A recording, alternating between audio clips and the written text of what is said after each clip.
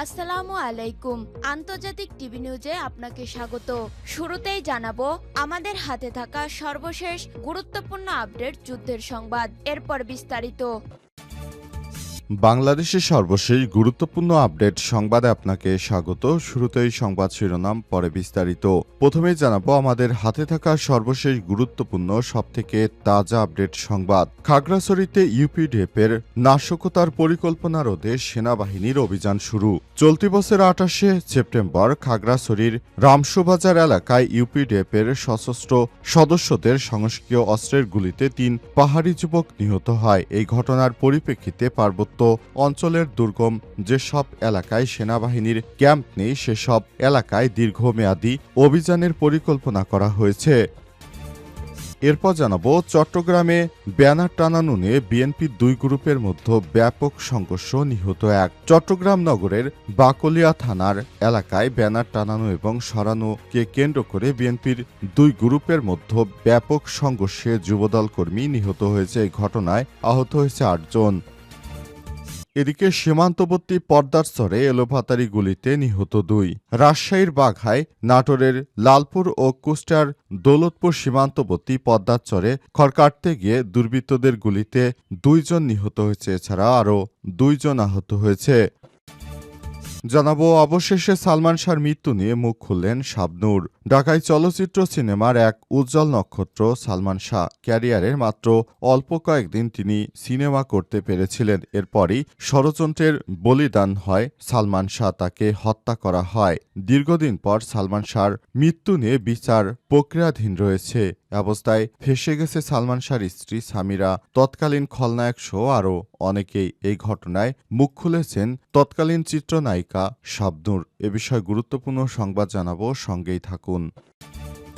এবং সর্বশেষ জানাবো এবার জনগণই সুষ্ঠু নির্বাচন নিশ্চিত করবে বললেন বিএনপি নেতা সালাউদ্দিন।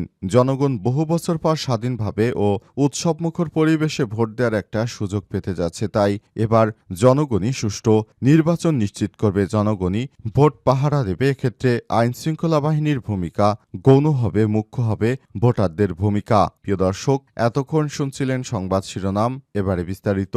তবে তার আগে বন্ধুরা অনুরোধ থাকবে এই সংবাদটিতে একটি লাইক দিন। এই চ্যানেলে আপনি নতুন হয়ে থাকলে আমাদের সংবাদটি দেখতে দেখতে চ্যানেলটি সাবস্ক্রাইব করে রাখুন। কমেন্ট করে বন্ধুরা আপনার মূল্যবান মতামত জানিয়ে দিন আপনি বিশ্বের কোন দেশ থেকে বা বাংলাদেশের কোন স্থান থেকে আমাদের সংবাদটি দেখছেন এবং শুনছেন। আর বন্ধুরা, সংবাদটি আপনার সোশ্যাল মিডিয়া ফেসবুকে শেয়ার করে বন্ধুদেরও দেখার সুযোগ করে দিন। এবারে বিস্তারিত। খাগড়াছড়িতে ইউপিডিএফের নাশকতার পরিকল্পনা রোধে সেনাবাহিনীর অভিযান শুরু। চলতি বছরের ২৮শে সেপ্টেম্বর খাগড়াছড়ি রামসুবাজার এলাকায় ইউপিডিএফের সশস্ত্র সদস্যদের সন্ত্রাসী অস্ত্রের গুলিতে ৩ পাহাড়ি যুবক নিহত হয়। ঘটনার পরিপ্রেক্ষিতে পার্বত্য অঞ্চলে দুর্গম যেসব এলাকায় সেনাবাহিনীর ক্যাম্প নেই সেসব এলাকায় দীর্ঘমেয়াদী অভিযানের পরিকল্পনা করা হয়েছে। সোমবার ২৭ অক্টোবর রাত ৯টা ৫ মিনিটের দিকে বাংলাদেশ আর্মির ভেরিফাইড পেজে প্রকাশিত এক সংবাদ বিজ্ঞপ্তিতে এই তথ্য জানানো হয়েছে। বিজ্ঞপ্তিতে বলা হয়েছে, অভিযানের প্রস্তুতি হিসেবে গোয়েন্দা তথ্য বিশ্লেষণ থেকে জানা গেছে বিগত ২৮শে সেপ্টেম্বর ইউপিডিএফের সশস্ত্র ক্যাডার সদস্যরা খাগড়াছড়ি দুর্গম বার্মাছড়ি এলাকার বিভিন্ন পাড়া থেকে এসে রামসু বাজার এলাকায় সেনাবাহিনী এবং সাধারণ মানুষের উপর হামলা চালায়। তারা সন্ত্রাসী অস্ত্র দিয়ে গুলি চালায়। প্রাপ্ত গোয়েন্দা তথ্যের ভিত্তিতে পার্বত্য অঞ্চলে অন্যান্য এলাকার ন্যায় খাগড়াছড়ির বার্মাছড়ি এলাকায় গত ১৮ই অক্টোবর থেকে সেনাবাহিনী অভিযান পরিচালনা শুরু করেছে। অভিযানের অংশ হিসেবে সেনাবাহিনীর টহল দল মূলত ক্যাম্প হতে দূরবর্তী স্থানে অস্থায়ী পেট্রোল বেস স্থাপন করে বার্মাছড়ি এলাকা হতে ইউপিডিএফের সশস্ত্র দলসমূহকে নির্মূল করার জন্য প্রয়োজনীয় অভিযানিক কার্যক্রম শুরু করে। আইএসপিআর আরও জানিয়েছে, বার্মাছড়িতে সেনা অভিযান চলাকালে সেনা টহল দল একটি খালি জঙ্গলাকীর্ণ এলাকায় অস্থায়ী পেট্রোল বেস স্থাপন করে, যা কিনা বন বিভাগের সংরক্ষিত বনাঞ্চলের খিরাম অংশের জমির অন্তর্ভুক্ত এবং বার্মাছড়ি আর্য কল্যাণ বিহার থেকে ৫০০ মিটার পশ্চিমে অবস্থিত। বার্মাছড়িতে সেনাবাহিনীর উপস্থিতি এবং অভিযানের কারণে ইউপিডিএফের সশস্ত্র ক্যাডারগুলো পাড়া থেকে দ্রুত সরে গিয়ে দুর্গম কালাপাহাড় এলাকা এবং পার্বত্য অঞ্চলের বাইরে ফটিকছড়ির দুর্গম অঞ্চলে অবস্থান নেয়।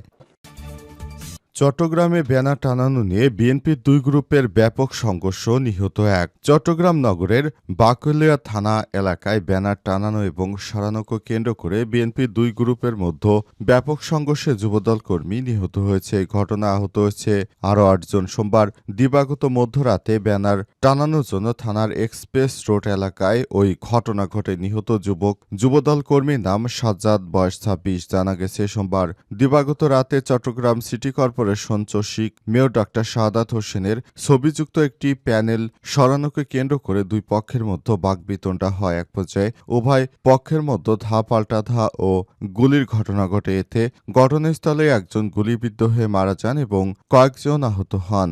মিনহাজুল ইসলাম নামের একজন প্রত্যক্ষদর্শী জানিয়েছেন, মধ্যরাতে হঠাৎই গুলির শব্দ শুনে সবাই আতঙ্কিত হয়ে পড়ি। পরে দেখি কয়েকজনকে রক্তাক্ত অবস্থায় নিয়ে যাওয়া হচ্ছে। চমেক হাসপাতালে ছাত্রদল নেতা পরিচয় দিয়ে GM সালাউদ্দিন আসাদ নামের একজন বলেন, যুবলীগের সন্ত্রাসীরা যুবদলের পরিচয় দিয়ে নানা রকম অপকর্ম করছে। মেয়রের ছবি লাগে তারা ব্যানার পোস্টার ঝুলিয়েছিল। মেয়রের লোকেরা তা খোলার নির্দেশ দিলে আমাদের ছেলেরা ব্যানার খুলতে যায়, তখন তারা তুলে নিয়ে মারধর করে। পরে উদ্ধার করতে গেলে ভবনের ছাদ থেকে এলোপাতাড়ি গুলি করা হয়। এতে সাজ্জাদ মারা যায়। সীমান্তবর্তী পদ্মারচরে এলোপাতাড়ি গুলিতে নিহত ২। রাজশাহীর বাঘায়, নাটোরের লালপুর এবং কুষ্টিয়ার দৌলতপুর সীমান্তবর্তী পদ্মারচরে খড় কাটতে গিয়ে দুর্বৃত্তদের গুলিতে ২ জন নিহত হয়েছে। এছাড়াও আরও ২ জন আহত হয়েছে। সোমবার ২৭শে অক্টোবর বিকেলে এই ঘটনা ঘটে। জানা গেছে সোমবার সকালে পদ্মার চরে জেগে ওঠা খড় কাটতে যান রাজশাহীর বাঘার খানপুর শহরের মিনহাজ মণ্ডলের ছেলে আমান মণ্ডল ৩৬, আশরাফ মণ্ডলের ছেলে রাকিব হোসেন ১৮, চান মণ্ডলের ছেলে মুমতাজ ৩২ ও নাজমুল হোসেনের সময় পদ্মার চরে কাকন বাহিনী এলোপাতাড়ি গুলি ছোড়ে। এতে তারা গুলিবিদ্ধ হয়ে পড়েন। আহত অবস্থায় তাদেরকে উদ্ধার করে হাসপাতালে ভর্তি করা হয়েছে। সেখান থেকে ২ জন নিহত হয়েছে। এছাড়াও গুলিবিদ্ধ হয়ে আহত মুমতাজ মণ্ডল ও রাকিব হোসেনের অবস্থাও ভালো নয়। নিজ খানপুর গ্রামের বেলাল হোসেন বলেছেন, খানপুর চরের কয়েকজন লোকজন চর এলাকায় খড় কাটছিলেন। এ সময় কাকন বাহিনীর লোকজন প্রভাব বিস্তার করে খড় কাটা জমি দখলে নিতে এলোপাতাড়ি গুলি ছোড়ে। এতে ৪ জন গুলিবিদ্ধ হয়। হাসপাতালে নেয়ার পর ২ জন মারা যায়। তাৎক্ষণিক কাকন বাহিনীর কাউকেই পাওয়া যায়নি। বাঘা উপজেলা স্বাস্থ্য কমপ্লেক্সের জরুরি বিভাগের চিকিৎসক ডাক্তার নিহারচন্দ্র মণ্ডল বলেছেন, নিহত এবং আহতদের শরীরে গুলিবিদ্ধ হওয়ার অসংখ্য চিহ্ন পাওয়া গেছে। অবশেষে সালমান শাহর মৃত্যু নিয়ে মুখ খুললেন শাবনূর। ঢাকায় চলচ্চিত্রের উজ্জ্বল নক্ষত্রের নাম সালমান শাহ। ক্যারিয়ারের সঙ্গে থাকাকালীন তৎকালীন ১৯৯৬ সালের ৬ সেপ্টেম্বর রহস্যজনক মৃত্যু হয় সালমান শাহর। তার মরদেহ উদ্ধারের পর ধারণ করা হয় আত্মহত্যা করেছে, কিন্তু পরিবারের দাবি খুন করা হয়েছে সন্তানকে। এরপর কেটে গেছে দীর্ঘ ২৯ বছর। দীর্ঘ সময় পর ফের নতুন করে হত্যা মামলা দায়ের করে গত ২১শে অক্টোবর রাজধানীর রমনা থানায় দায়েরকৃত মামলায় ১১ জনকে আসামি করা হয়েছে। এর মধ্যে রয়েছেন সালমান শাহর সাবেক স্ত্রী সামিরা হক, ব্যবসায়ী আজিজ মোহাম্মদ ভাই, লতিফা হক লুসি এবং চলচ্চিত্রের খলনায়ক ডন শো আরও অনেকেই। দর্শকপ্রিয় নায়কের মৃত্যুর মামলাটি আদালতে বিচারাধীন থাকায় নিয়ে এতদিন কথা বলতে দেখা যায়নি অভিনেত্রী শাবনূরকে। তবে এবার মুখ খুলেছেন তিনি।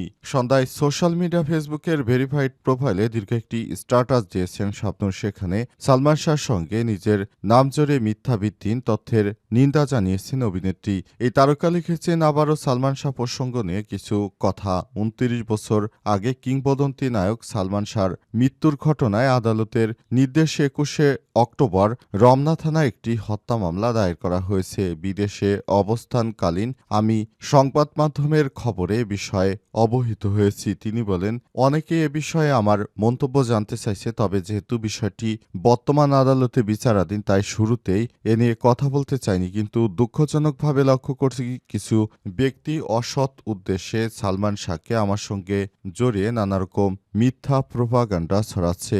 এজন্য আমি বলতে বাধ্য হচ্ছি, সালমান শাহর মৃত্যুর ঘটনায় আদালত বিচার করবে। আদালতে বিচার প্রক্রিয়াধীন রয়েছে।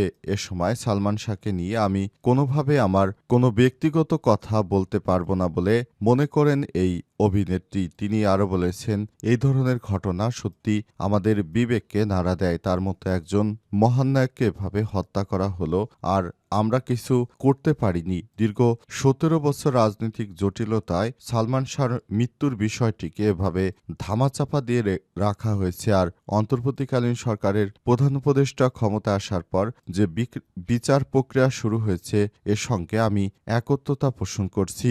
আমি বলতে চাই, সালমান শাহর মৃত্যুর বিষয়টি আমাকে অনেক নাড়া দিয়েছে। কোনোভাবে তার মৃত্যু মেনে নেওয়া যায় না। তার মতো একজন টগবগে যুবকের মৃত্যু কোনোভাবেই কাম্য নয় বলে মনে করেন এই অভিনেত্রী।